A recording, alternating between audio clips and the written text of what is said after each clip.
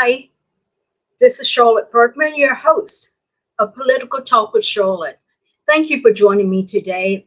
This is such an exciting day, and I'm here in Memphis. It is beautiful here. Thanks for joining Political Talk with Charlotte. I'm a conservative voice for Christian values. Our show airs every Thursday at noon. Please feel free to join us. Invite your friends to join us. If you have any concerns or want to express maybe comments about the show, you can post your comments on either of our Facebook pages, Elect Bergman or Charlotte.Bergman.9, or any of the other social media outlets like Bitchute, Twitter, YouTube, Twitch. Just send me an email at charlotte@charlottebergman.com if you want to communicate privately. If you're new to the channel, please, I implore you, I beg you, please leave a comment. I want to hear from you. And then subscribe to my channel and hit that notification button when you do on YouTube and on Rumble. Help us to grow. I think we got a message that would be essential for people to learn from and maybe share with other. Patrick, thank you for joining me today. I do appreciate you. Appreciate the fact that you too are a fellow Christian. I appreciate that. I won't discuss your political affiliation because I'm not sure of that, but I do appreciate that we share a lot of the same values. Guys, I truly appreciate you joining this show. I do, and I truly love you. You are extremely important to me. And as I said before, please comment. Please share my video. Patrick has shared the video, and I am honored and do appreciate that. Guys, when you share my video, when you just hit the like button or hit the subscribe button, you help to break that shadow banding. And that is something that even today is still affecting Republicans and conservatives. Okay. My book, The Last Trumpet in the Battle for America, it is still available. Please go out and buy it, especially share it with those people who are confused about what their values should be, not in terms of Christianity, but in terms of politics.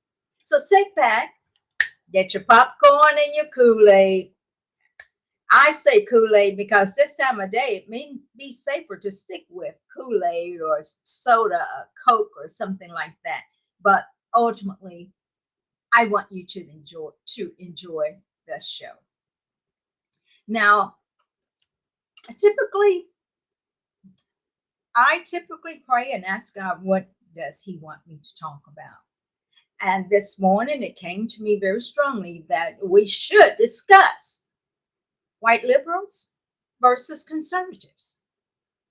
If you saw the image that is leading my video, you will see a number of people listed there. These people, if you look at them, are you able to determine if they're conservatives or liberals? But the bottom line is, I'm proud of people that look like me because people like me are beginning to open their eyes and not voting blue no matter who. And I have encountered that quite a bit at the polls. I will have people in the past come up to me and they would say, are you Republican or Democrat?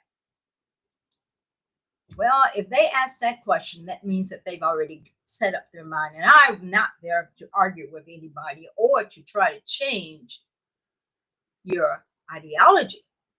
But I do want to offer you an opportunity to be able to make a choice that's going to affect your household and your family. I've experienced liberals who have been unapologetically nasty to Black people who think for themselves, like me, like Patrick, like a number of other people, like Judge Joe Brown. There are people that I know that I respect immensely that are thinking for themselves. And we have come in within the crosshairs of the white liberal. Now, you can't tell who's a white liberal and who's a conservative just by looking at it. You can't. But let them open their mouths. Let them ask you, how do they feel? White liberals, they present themselves as less competent when addressing minorities, while conservatives use the same vocabulary no matter what the race of their audience, according to a newly released study. This is one of the main things that you will notice, and I've got a video. Whereby Malcolm X said the same thing. Researchers have found that both white Democrat candidates self-identified liberals, and they played down their competency when speaking to minorities, using fewer words that conveyed accomplishments and more words that expressed warmth. And on the other side of the table, when they talk to a Black who is strong in their Christian belief, who have an education, they still want to put you in that category, and they say, nah, little Black person, I'm here to take care of you.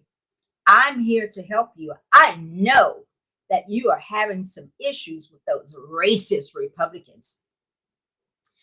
One of the main reasons that I decided to do this show today, other than I felt inspired, was it was a result of the parade that I attended this last weekend in Bartlett, Tennessee. I was on the float for the Republican Party. I interact with a lot of Republicans, and I'm happy about the fact that things are changing. When I started interacting with Republicans back, say in 2010, the media would see me at events, and they would be filming and covering the events, and they would film everybody and they would exclude me. Why was that? Because many of you remember hearing, oh, why get involved with Republicans? They're all white. There are no Blacks that will get involved with Republicans. Well, I'm proud to say, and this is what I observed at the parade, we are a variety in terms of race and color and creed. And I'm excited about that. That means that people are beginning to open their eyes and are beginning to realize that many of them have been lied to. Okay, so there are many white liberals, white liberals who think we're stupid, and they want to talk minority. They want to talk down, to use change their vocabulary because they feel that they have to do that with us.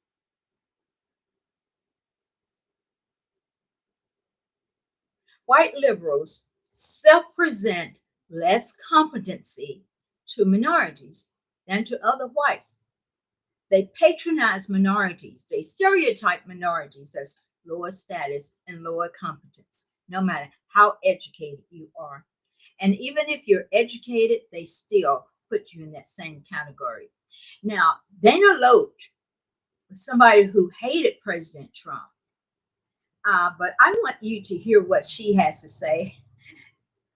I want you to hear what she has to say about her experience. Well, actually, not Dana Loach, but actually is the host that is about to interview Dana. So let's cue this up for you.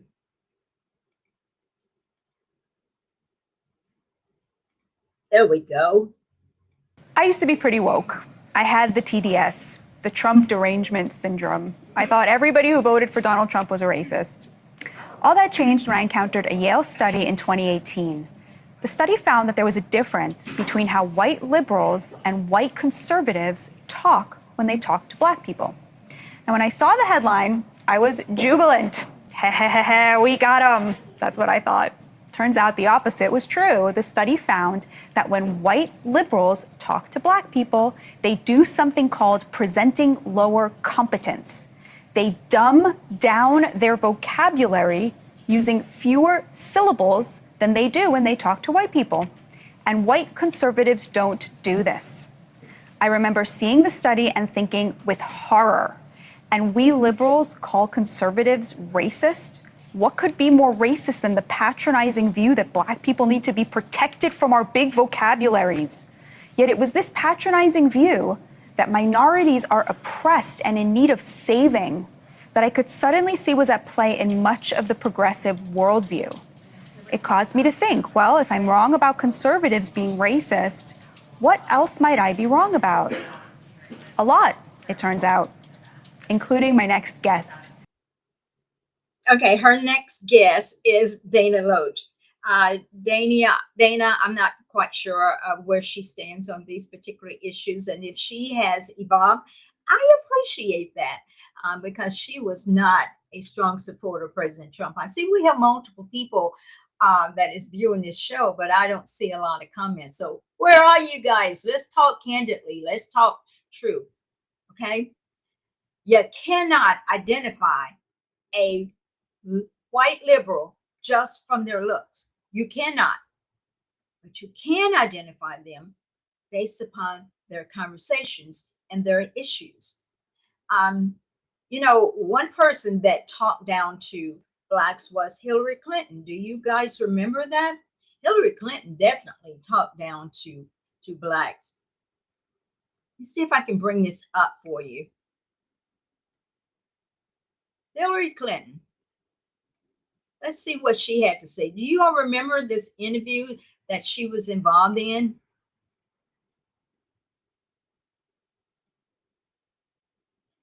Hillary definitely talked down to Black people. And I just found it interesting, and it fits what I'm saying based upon her interaction with this group that is interviewing them. And don't get me wrong, what she's going to say is something that we do, especially Black people. I love my hot sauce, especially on my chicken, my greens, and various places. Let's see what Hillary has to say. No more questions? They said no, she has to go. What's something that you always carry with you? Hot sauce. Really? Yeah. Really? Yeah. Are you getting information right now? Hot sauce. Hot sauce in my bag, swag? Hot sauce. Really? Yes. Now listen, I yes. just want you to know, people are going to see this and say, okay, she's pandering to Black people. Okay. Is it working? At least she was honest. She admitted that she was pandering to Black people. She was. She does. Even Joe Biden did. Remember when he was in the pool and the Black kid gets in the pool and start rubbing down Joe Biden's blonde hair? That's pandering. That is pandering. But anyway, I want to reiterate, you cannot tell a liberal white versus a conservative white. You just by looking at them. You can't tell, but you can tell by what they say in their hearts. If you looked at the screen that I presented, let me see if I can pull up that screen. Okay, let's see. Okay, I can't. At the beginning of this video, what we have is a faces of different people. And if you look at that screen, can you tell me which one that you see is a conservative and which one is a liberal? Can you tell the difference just by looking at the people? Can you really? Let me see if I can bring this up so that you can see it. Apparently, it's not visible. But anyway, there was a picture of 4 different people. You know what? Every single one of them are liberal. Every single one of them are liberal. On the cover of my show, you've got The male, who is a self-proclaimed progressive, his name is Gavin Owens, liberal, self-proclaimed progressive. You got Representative Abigail Spanberger, who just recently won the governorship of Virginia. And everybody knows Rachel Maddow. I don't want to say Madcow. You know she's liberal too, very strongly liberal. Okay, I'm trying to keep the sun out of my face, guys. It's that time of year. And I often wonder why the sun would shine in my face during certain times of the year and not others. And I think that it's because of the location of the sun in terms of where it is during the fall. So let's talk about some of these differences between the conservatives and the liberals, whites. Key characteristics: political identification. Women of all ages have become more likely to identify as liberal since 1990. That was during the Bill Clinton eras. And they are doing it with the steepest increases among young liberals, 18 to 29. You will find that more 18 to 29 lean more liberal than they do conservative.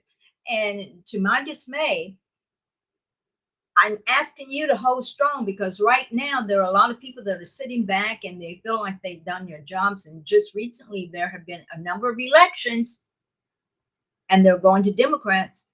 And if you love your family, if you want to have money in your pocket, you want to have a community that stands for strong principles, get out and vote.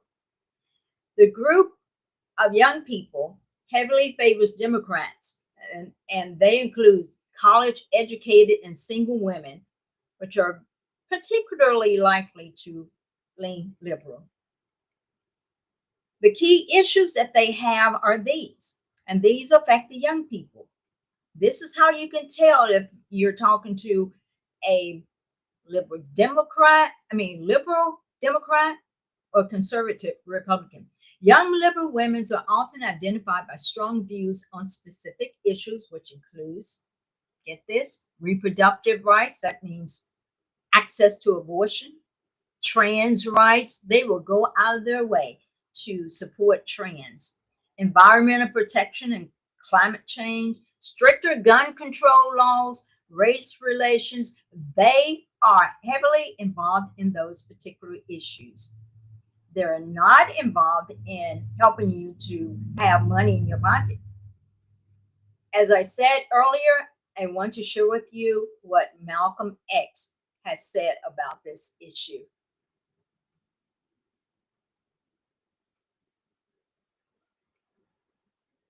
Can you see Malcolm X? Let me see if I can get myself out of the way and just show Malcolm X. You may have to just listen to what he has to say. Being friendly and being a friend, I think, are two different things. I think there are many whites who act friendly toward Negroes. A fox acts friendly toward the lamb. And usually the fox is the one who ends up with the lamb chop on his plate.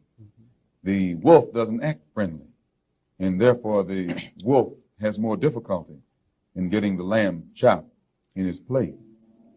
I'd like to point out, though, that... And I say that because it is usually if you study the structure of the Negro community, economically, politically, civically, psychologically, and otherwise, it's controlled by the white liberal, who usually poses as the friend of the Negro, who actually differs from the white conservative in the same way that the fox differs from the wolf.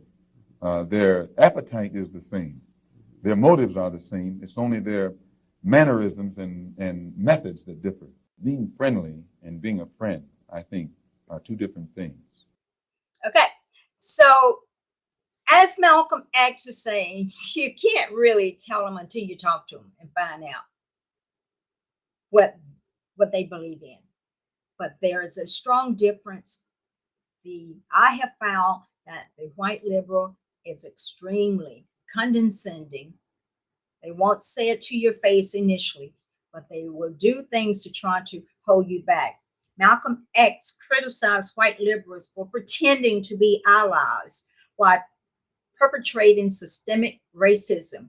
They do perpetrate systemic racism, and they fail to address the real issues faced by Black Americans. Malcolm X believed that their actions often mask deeper forms of oppression, making them more dangerous than overt racists. There are some people that are racist. Hey, they have a right to be racist, but it is the liberal whites that pretend that they're your friends that are ones that are going to come out and actually not be helpful to you. Okay, I just wanted to share that. I don't have that much to say about this, but I think this is the video I want to share. So let me set this up for you if I can. And this will be the last video that I would do on this particular issue. I hope you guys are having a great day out there and you're getting prepared for Christmas. I hope you are, because I'm getting prepared for Christmas.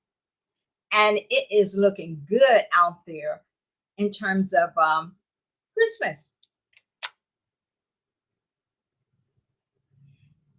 This particular video that I'm trying to bring up now, it happens so fast.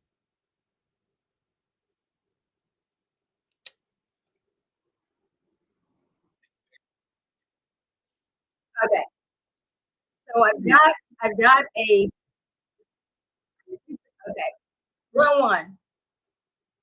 Maybe this is the one I'm looking for. Hopefully it is. I couldn't get it racked up sooner because there's no start button on it.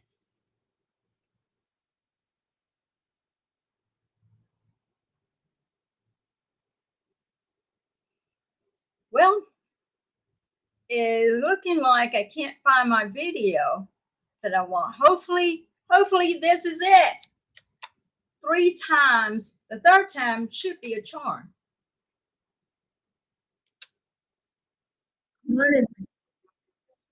This is it, but here's my problem. She starts talking so fast. I gotta get her set up. So bear with me for a brief moment. Let me get her set up. And then I will let you hear what she has to say. I find her very interesting.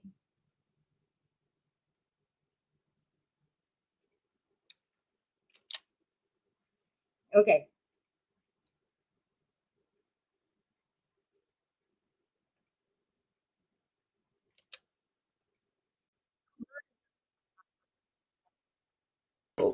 And white conservatives. The white liberal has, well, white guilt. They live in the past and they want black people to stay in the past. Oh, you poor slaves. We remember when we were whipping you on the plantation, and we have so much guilt now. We want to help you now. We want to give you welfare. No, no, no. Black people don't go get jobs. No, how dare you? Why would you? We want to fight for your right to be in poverty for the rest of your lives. We know that your kids don't know how to use computers, none of them. And as a result, none of y'all know how to get driver's license so that you can vote. Yeah, white liberals are stuck in the past and have white guilt, and that's how they interact with the black community from that mindset.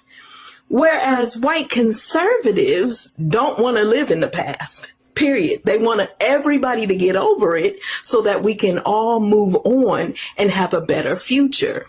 They do not see you're black, you're gay, you're this, you're that. They see you are an American. You are an American citizen, which means that we are the same and that we should unite for what is right. Guys, I want you guys to know that that's what I'm encountering with my friends who are Republicans. They accept me for me. I went to college. I studied. Those times were difficult. I had affairs with my books in order to pass my test, but I worked hard. And I don't want to see anybody patting me on my head and said, now, little black girl, we're going to look out for you and we're going to make that big, bad, racist Republican suffer. So all you need to do is to vote for me. And your neighborhoods will get better. Your children will get better education. You will get a better job. Life would be better for you. And we all know that's a big fat lie. Those are lies. They just want to be in control. So if you want your children to get a better education in order to have a better life, if you want to live in a better community, if you want to go in the stores and shop and have money in your pocket, you stay away from liberal whites. And they are controlling a lot of your black legislators. Those ones that say in downtown Memphis, the ones who are fighting hard, tooth and nail, to make sure that you have people who drive by and shoot into your house, who are speeding down the expressway and putting your life in jeopardy. Those who are murdering, who are killing, those liberal whites downtown who say that they are your representatives, they're representing their own little pockets. They don't care about you. So stop voting for them. Stop going out and fighting for them. Fight for yourself. Fight for your family. Stop being fooled by the lies.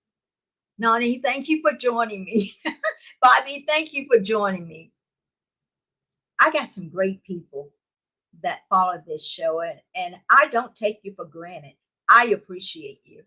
So anyway, you guys, that's all I've got to say about this subject. But there is another subject that I'd like to talk about.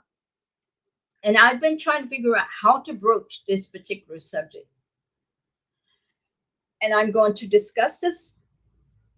It's going to be very brief because I'm spoken too long. It's called, my title for this is Illegal versus Legal Immigrants. We love the legal immigrants. As President Trump said, we want people to come into this country, but come in legally. He said, we're going to build this great, big, beautiful wall, and the wall is gone up, but we're going to put a big door in the middle of it so that people can come in legally. All I have to say is this. I have encountered a number of people who apparently have come over here who are legal immigrants, but you know something I'm sad about? They haven't assimilated. Many of them will bring out their Mexican flags or their Honduras flags or their British flags or their Asian flags or whatever flags that they have. We only have one flag. It's called the American flag.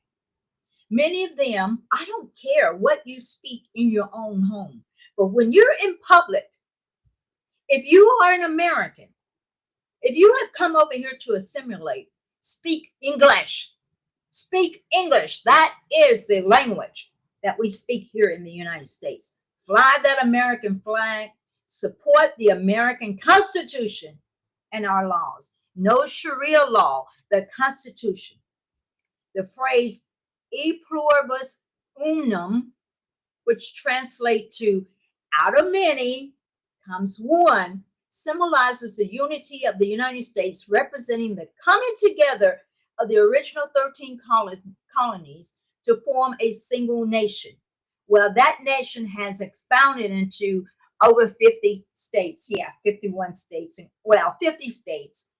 We've got other places like Puerto Rico and stuff that consider themselves a part of the United States.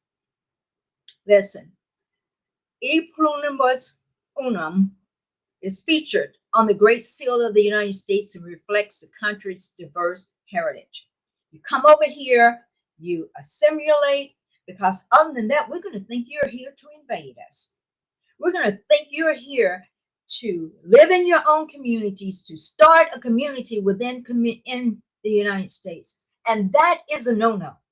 We're here as Americans to speak English, to reflect the American flag, to support the American Constitution and our laws. And if you can't do that, go home. Thank you for joining me today on my show. I appreciate you. God bless you. Oh, Nani has something to say. Legal or illegal should not be on government assistance. Every legal immigrant, if they aren't on a work visa, should have a sponsoring family or church. I agree with you there. And speak English in public. Write English. Even on Facebook.